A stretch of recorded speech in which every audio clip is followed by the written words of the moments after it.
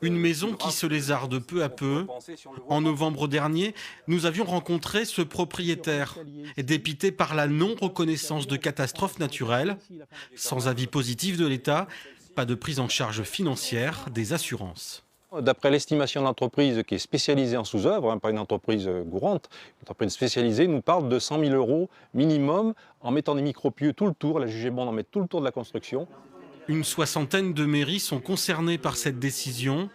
Pour y faire face, une association a été créée. 120 propriétaires qui ont leurs arguments et des documents météorologiques très précis. On a des rapports d'experts qui le démontrent. Ils nous disent, effectivement, c'est lié à des mouvements de sol. De toute façon, c'est incontestable. Dans des cités, quand 8 maisons se cassent en même temps, qui n'ont pas été faites par le même constructeur, c'est bien un phénomène extraordinaire qui s'est produit. Pour les soutenir, des élus invités lors de cette réunion. C'est le rôle de l'association des maires d'être une croix de transmission des mairies et des soucis des citoyens.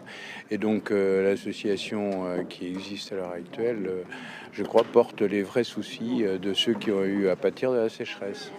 Les membres de l'association ont même fait venir un avocat spécialisé venu de Bordeaux afin de les éclairer dans les différentes démarches juridiques.